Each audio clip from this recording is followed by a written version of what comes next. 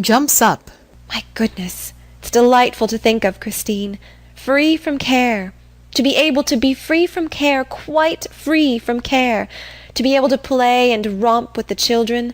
To be able to keep the house beautifully and have everything just as Torvald likes it. And think of it. Soon the spring will come and the big blue sky. Perhaps we shall be able to take a little trip. Perhaps I shall see the sea again. Oh, it's a wonderful thing to be alive and be happy. A bell is heard in the hall. Rising. There is the bell. Perhaps I had better go. No, don't go. No one will come in here. It is sure to be for Torvald. At the hall door. Excuse me, ma'am. There's a gentleman to see the master, and as the doctor is with him... Who is it? At the door. It is I, Miss Helmer. Mrs. Lynde starts, trembles, and turns to the window. Takes a step toward him and speaks in a strained, low voice. You. What is it? What do you want to see my husband about? Bank business, in a way. I have a small post in the bank, and I hear your husband is to be our chief now. Then it is... Nothing but dry business matters, Miss Helmer. Absolutely nothing else. Be so good as to go into the study, then. She bows indifferently to him and shuts the door into the hall, then comes back and makes up the fire in the stove. Nora, who was that man? A lawyer, of the name of Krogstad. Then it really was he. Do you know the man? I used to. Many years ago. At one time he was a solicitor's clerk in our town. Yes, he was. He is greatly altered. He made a very unhappy marriage. He is a widower now, isn't he? With several children. Shuts the door of the stove and moves the rocking chair aside. There now, it is burning up. They say he carries on various kinds of business. Really? Perhaps he does. I don't know anything about it. But don't let us think of business. It is so tiresome. Comes out of Helmer's study. Before he shuts the door, he calls to him. No, my dear fellow, I won't disturb you. I would rather go into your wife for a little while. Shuts the door and sees Mrs. Lynde. I beg your pardon. I'm afraid I am disturbing you too. No, not at all. Introducing him. Dr. Rank, Mrs. Lynde. I have often heard Mrs. Lynde's name mentioned here. I think I passed you on the stairs when I arrived, Mrs. Lynde. Yes, I go up very slowly. I can't manage stairs well. Ah, some slight internal weakness? No, the fact is I have been overworking myself. Nothing more than that? Then I suppose you have come to town to amuse yourself with our entertainments? I have come to look for work. Is that a good cure for overwork? One must live, Dr. Rank. Yes, the general opinion seems to be that it is necessary. Oh, look here, Dr. Rank. You know you want to live. Certainly. However wretched I may feel, I want to prolong the agony as long as possible.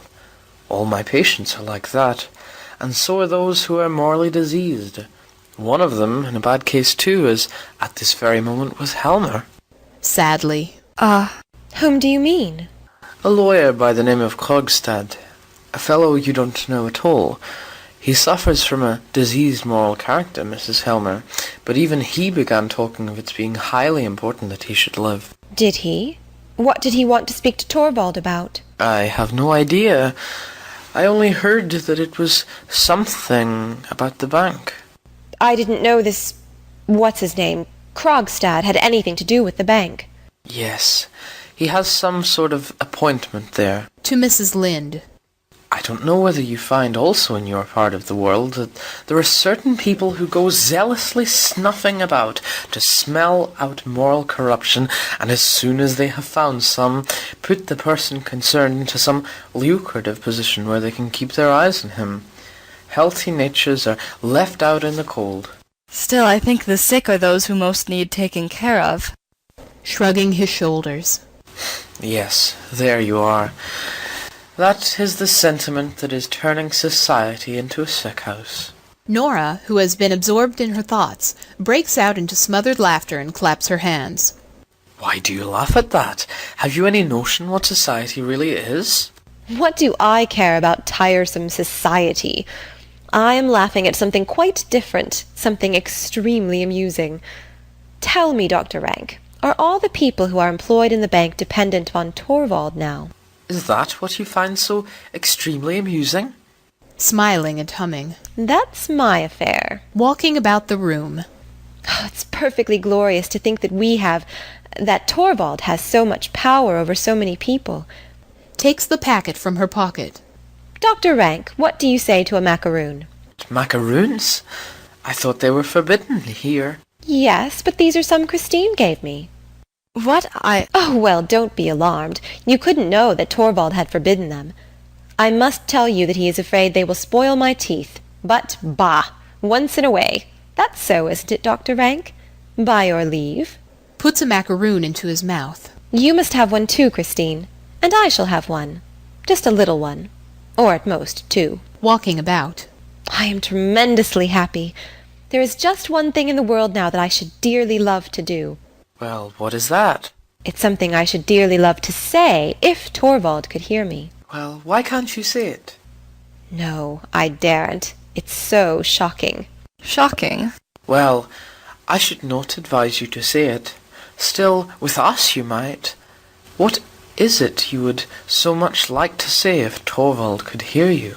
I should just love to say, well, I'm damned. Are you mad? Nora, dear.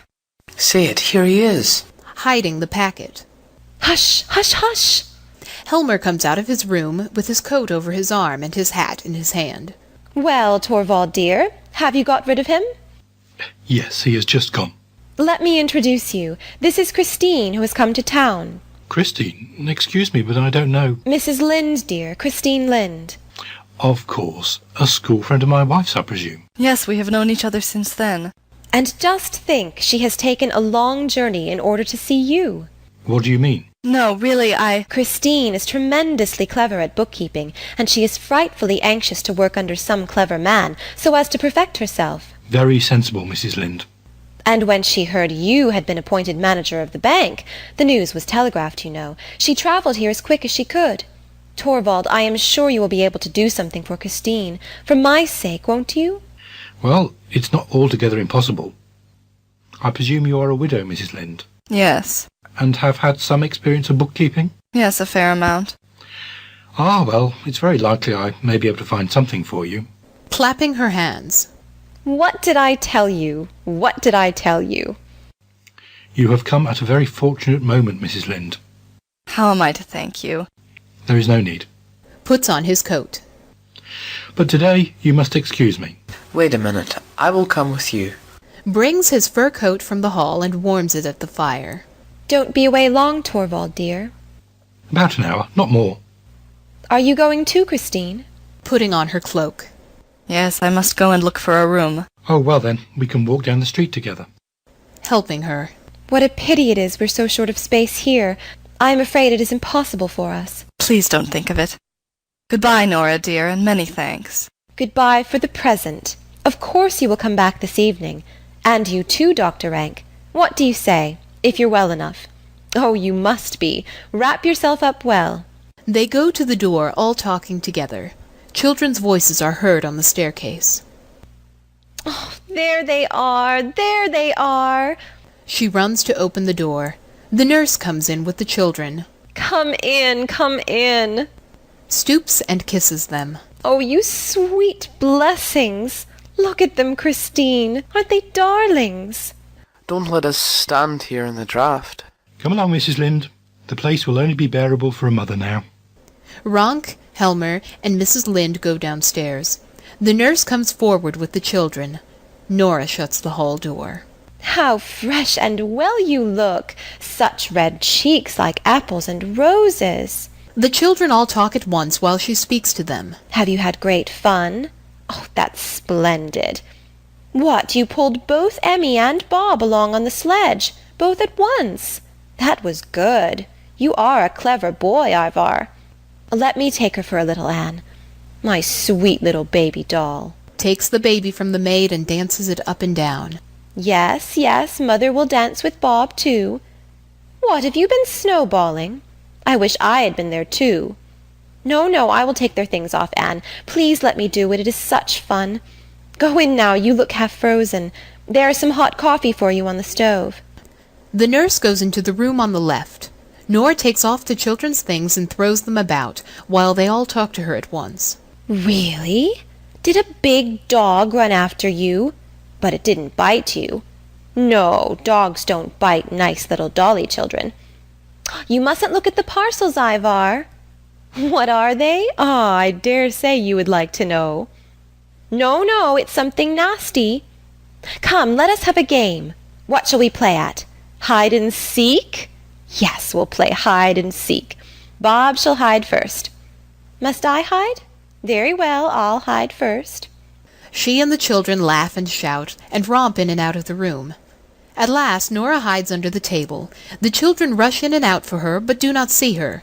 They hear her smothered laughter, run to the table, lift up the cloth, and find her. Shouts of laughter. She crawls forward and pretends to frighten them.